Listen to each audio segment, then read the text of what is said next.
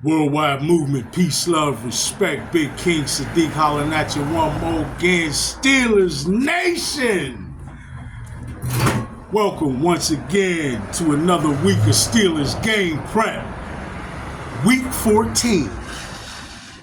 Man, we talked last week in depth about that important divisional game, and we got another divisional matchup. Just as important, right, for where we're headed. True indeed. Steelers game prep. Once again, provided to you by Big King Sadiq. We're breaking down the matchup between the Pittsburgh Steelers and the Cleveland Browns, right? Out here in the same weather that the Steelers will be greeting the Browns in tomorrow. True indeed. So in week 14, this is a pivotal matchup. This is the second game versus the Cleveland Browns. The Pittsburgh Steelers having lost a close battle up in Cleveland in the inclement snowy weather, right? Not for that to be an excuse, because I was critical in stating that their gameplay in general was rather sloppy, right? A lot of penalties and in general, just a lot of mistakes. I think that more than anything, that led to the loss, right? But we had last week a great bounce back, right? Bounce back victory. Bounce back. My man, shout out to Juvie. True indeed. So family, as per every week, here in week 14 versus the Cleveland Browns, I did a statistical breakdown of the team tendencies, both on offense and some of the critical defensive statistics as well, so that we can have a clear picture of exactly what we're looking at and what we should be expecting on the field, right? All right, so starting out with the offensive tendencies, if we, like I start every week, we take a look at the pass rate versus the rush rate, right? How often does either team pass the ball versus rushing the ball? The Cleveland Browns have a pass rate of 69%. 69% of the time they're passing the ball, and 30% of the time they are running the ball. They rush the ball 30% of the time. Those numbers for the Pittsburgh Steelers are 52% of the time they're passing the ball, and 47% of the time they run the ball. So you see very clearly a distinctly different identity on offense between the two, even though typically, especially if we're talking about in recent years played, the Cleveland Browns have been specifically identified as a running team, right? But with the early season injury to Deshaun Watson, and to whatever other changes that they felt appropriate to make on the offensive side of the ball with their change at quarterback, now ushering in Jameis Winston, right? We know Jameis Winston from his days with the Saints in Tampa Bay. Always been a guy who's had great passing ability, but has developed a reputation through the years as somebody who's just a little too careless with the ball in terms of the number of interceptions he'll tend to throw, right? I heard some people this week in national media clowning about how Jameis basically said he begged the Lord to deliver him from pick sixes, right? So that's been his issue throughout his career. So, but yet and still, his ability to throw the ball with accuracy and his willingness to push the ball down the field likely translates into how the Cleveland offense has transformed its identity to obviously much more of a passing team now, where they come in passing the ball 69% of the time and rushing it only 30% of the time. Pittsburgh Steelers exhibiting much more balance at 52% of the time, passing the ball and 47% of the time running the ball, right? So definitely an identity of balance, far more so on the part of the Pittsburgh Steelers. All right, so if we take a look at that tendency to get the ball down the field, we look at the average depth of target, right? And Jameis Winston and the Cleveland Browns have pushed their average depth of target up to 8.1 yards. I know it was, even though I don't know the specific numbers, it has risen to that number. I know that much. I don't have the previous average depth of target for the Browns, but I'm fairly certain that it has risen since Jameis Winston has taken over at quarterback and gotten up to 8.1 yards. The Pittsburgh Steelers fairly consistently have shown, certainly since Russell Wilson has taken over, has shown an ability and a willingness to get the ball downfield, and that is exhibited with their average depth of target, which is healthy, just like the Browns, just only slightly better at 8.2 yards, where the Browns came in at 8.1 yards, but both of which are in the upper half of the league, right? In terms of the depth of which and how far down the field they are deploying their eligibles. Tomlinism slid it in one time to a D, right? So let's take a look at how they're distributing the balls and how they're deploying their eligibles, right?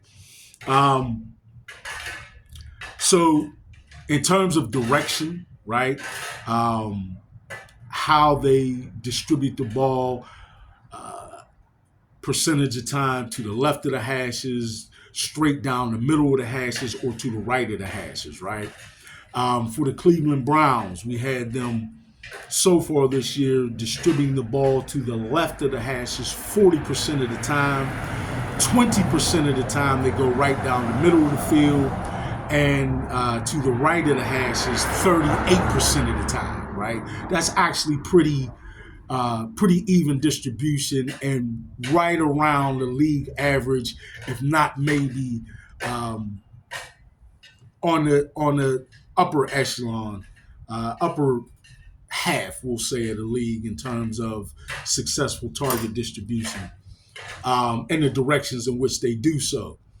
Now, for the Pittsburgh Steelers, we know that they have pretty much been a little bit porous throughout the whole year, right? Admittedly, at getting the ball down the middle of the field, right? But we've seen that have an uptick lately, and that percentage has risen as of the past game or two, and they've now at least gotten it up to 15%. So we're looking now at the Pittsburgh Steelers deploying their eligibles to the left of the hashes 44% of the time, down the middle of the field up to 15% of the time. And yeah, I had to say up to 15% of the time. Previously, it had been at 13% and even lower, if I'm not mistaken.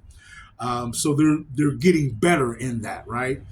And to the right of the hash is 39% of the time. So both teams, leaning, as most of the league does, toward the sideline a little bit more, but the Cleveland Browns certainly a little more healthy in their distribution in terms of getting the ball down the middle of the field. While I will again still note the Pittsburgh Steelers improving in that category now, at least up to 15%, right? All right. Now, still in the passing game, let's take a look at how they deploy their eligibles in terms of the identity of the eligibles. Now, what do you mean by that, Big King? So I'm talking about what eligibles are they deploying the ball to? Wide receivers, tight ends, and running backs are the three categories we took a look at. The Cleveland Browns are targeting their wide receivers 62% of the time, right? They target their tight ends 25% of the time, and they target their running backs 12% of the time.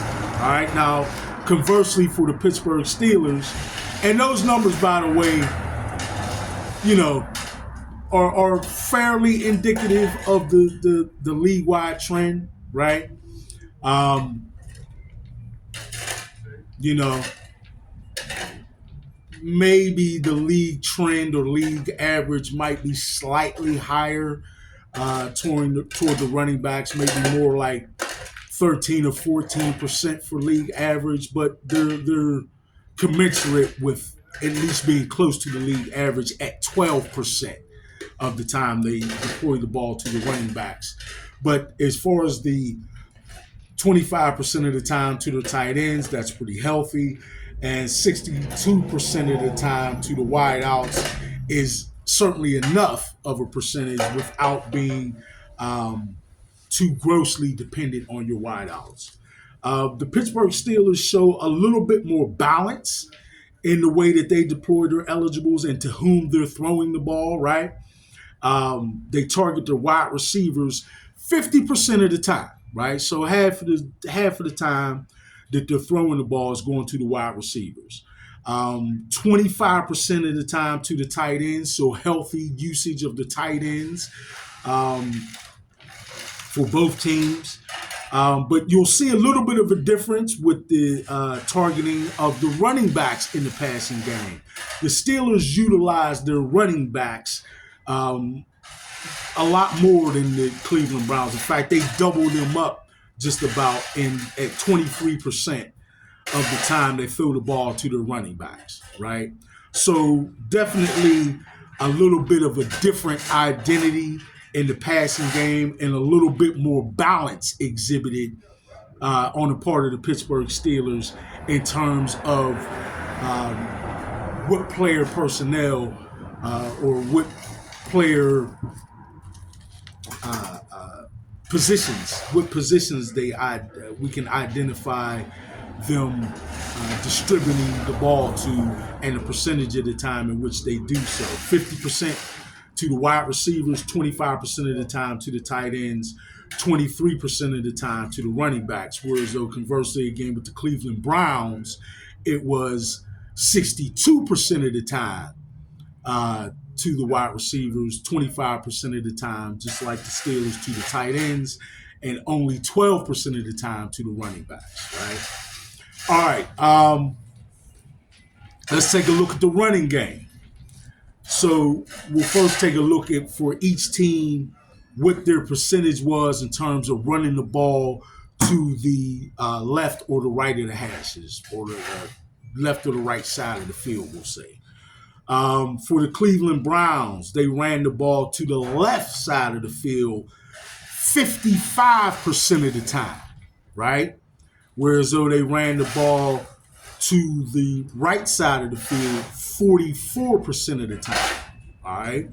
Often that is indicative of which side of the line, of the offensive line, the team has most confidence with in running the ball and being able to get some push off of the line when they want to rush the ball, right?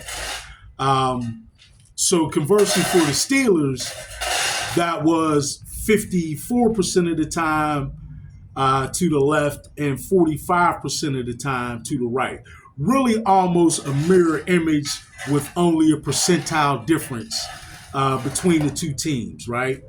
Again, for the Pittsburgh Steelers, 54% of the time they ran the ball to the left side of the field, and 45% of the time they ran the ball to the right side of the field. With the Browns, it was 55% of the time to the left and 44% of the time to the right. So pretty close to about the same for both teams. And actually pretty much close to echoing or mirroring what the league tendencies have been in that regard, right? All right. Here's where we get in a little bit more depth in the running game and start to take a look at the run gaps and the percentage of the time that each team utilizes each run gap, right? And when I say the run gaps, I identify the gap between the center and the guard, the gap between the guard and the tackle, and the gap where they actually run the ball around the ends of the tackle, actually getting outside the tackles and running it toward the sideline, or what we call or identify as running it around the ends, right? All right.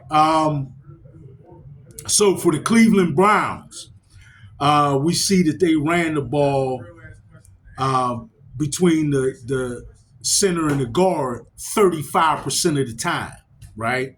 And then we saw for the Pittsburgh Steelers, 34% of the time they ran the ball between the center and the guard. So about the same.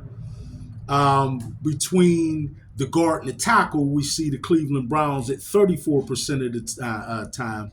And the Pittsburgh Steelers in the same gap between the guard and the tackle 36% of the time. So close, but a little bit of an uptick for the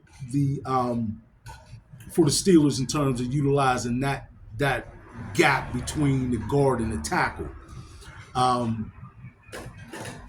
which they've always, and this year certainly still, identified as a team that likes to get good production in the middle of the field running the ball, right? That is a focus of their running game.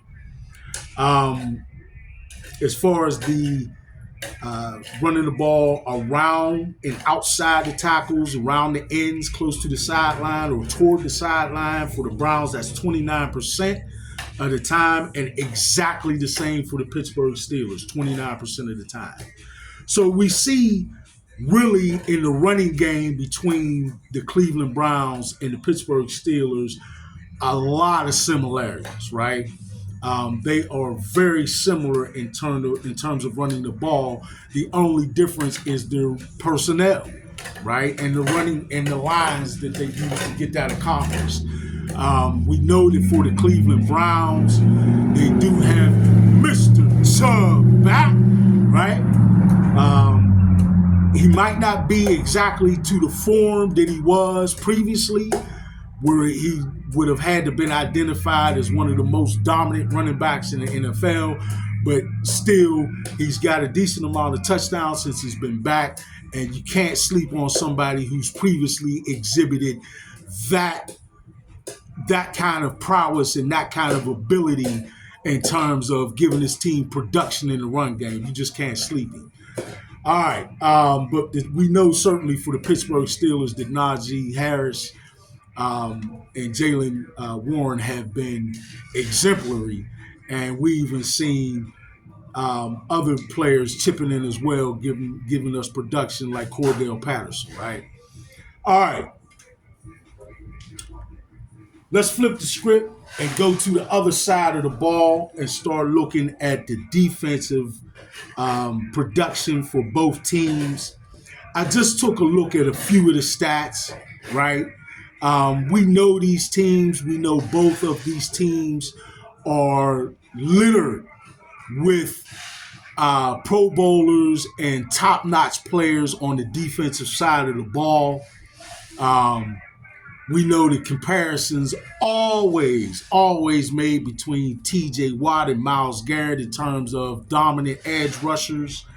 But we know that each team has a plethora of other really talented defensive players as well, right? So let's just take a look at some of the statistics, some of the key statistics, I would say, for each team that exhibit the amount of production that each team has been able to get and rely on out of its defense, right? Excuse me. So taking a look at points per game, which is probably and arguably the absolute most important statistic, if you ask me, because at the bottom of the line, or at the bottom line, or at the end of the day, the game will be won or lost depending on who scored the most points, right? Or who limited the other team from scoring points while they score points. So your defense's job, number one, is to stop the other team from scoring points, man, right? So that's got to be at least considered among the top statistics, if not the most important statistic for us to look at in terms of defensive production. All right, so we look at the Cleveland Browns, and they come in at 25.7 points per game. They average giving up every single game. Now, I'm going to tell you right now, folks, that's a bit high. That's too high for our standards, and certainly the coaching staff of the Cleveland Browns would agree for their standards as well, having so many talented players on that side of the ball. Last year, they were much better. I don't know the exact numbers, but I know they certainly gave up less. And that's going to be the case for all of these statistics defensively that I'm going to read out for the Browns at least. They were much better last year. They were among the best defenses in the league last year. And this year, not so much, man. Not so much. All right. 25.7 points per game. Too high. For the Steelers, it has been significantly better at only 18.7 points per game, right? That's a whole 7-point difference. That's a touchdown, man. That's a touchdown. That's definitely the difference between winning and losing. Huh? 25.7 points per game versus only 18.7 points per game. Yeah, the Steelers defense getting it done in one of the most important statistics that we can log. All right, let's take a look at the rushing defense. And the Cleveland Browns are giving up quite a bit in that category as well at 128.6 yards per game. That's too much. That's too much. That's far too much. And certainly their coaching staff would agree. The Pittsburgh Steelers, while not being quite as stingy as we'd like, have been far better in controlling the run game at giving up only 90.5 yards per game. We would like to be even better, for sure, but that's a healthy margin between what we give up and the Browns give up. You're talking about 48 yards a game. That's almost 50 more yards running the ball per game. That's a big difference. All right, passing yards yielded per game. 221 yards per game on the part of the Browns. That's actually not stellar in terms of their standards and what they did last year, but in terms of league standards, that's not that bad. That's not that bad for real. The Steelers are giving up 220.5 yards per game, almost the same, and it's certainly not stellar, not where we would want it, but that's not that bad, right? So they're both teams come in fairly decent in that category, right? All right, let's look at one of the most glaring and pivotal stats, and as we start to get into the turnover area, and we look at interceptions, right? Now, last year the Browns had some ball hawks out there, and they was picking the ball off at a pretty healthy clip. This year, not so much. Not so much, right? They only have 4 picks on the year, 4 interceptions for the Cleveland Browns as a team. All right? Where the Steelers, the Pittsburgh Steelers, come in with much better production at more than tripling that number, coming in with 13 interceptions. They got 13 picks on the year so far for the team. That's pretty good. That's pretty good for sure. And comparatively league-wise, that's pretty good. All right, sacks. The Cleveland Browns have, and this is certainly a very important statistic as well, as we well know, right? Now, annually, the Steelers come in among the league leaders in sacks, and Cleveland in recent years have been up there as well. I already talked about the vaunted edge rusher Myles Garrett, and the same thing for the Steelers with T.J. Watt, right? But This year, the Browns so far have tallied 32 sacks, actually pretty good, right? And the Steelers have only tallied 29 sacks. Now, I say only, that's not horrible in terms of, league average. I don't know what the average is among teams right now, what the mean is, so to speak. But I would venture to say that that's just slightly on the upper half. For Steelers standards, we need a lot more sacks, man, right? We certainly could do a lot better than that. But it's not horrible. So overall, we see that the Steelers defense this year has gotten a lot more production, or I would say a lot healthier and better production out of the Steelers defense than the Browns defense this year. Although don't sleep on them because they're still a very talented and accomplished group defensively, right? You got to respect them. All right, both teams have exhibited pretty good special teams. I would say the Steelers have been among the league leaders, in fact, so far in special teams production, certainly in blocks, have been up there in returns, and their kickoff and punt coverage has been great as well. We know field goals that Boswell is arguably the best kicker in the league, period. It's not even that much of an argument for real, when you consider my man in Baltimore having serious struggles. I would say that Chris Boswell this year has definitely etched himself in as potentially the best kicker in the league, if not certainly among the top three. So all in all and overall, I would say that the Steelers have an exemplary special teams this year. All right. That's what we're looking at, man, in terms of where each team is rolling in to Acrisure Stadium tomorrow and what they're going to bring to the field. This is a divisional matchup once again. This is an opportunity for the Steelers to, quote-unquote, get a little revenge or payback for the loss that they suffered earlier in the year, right?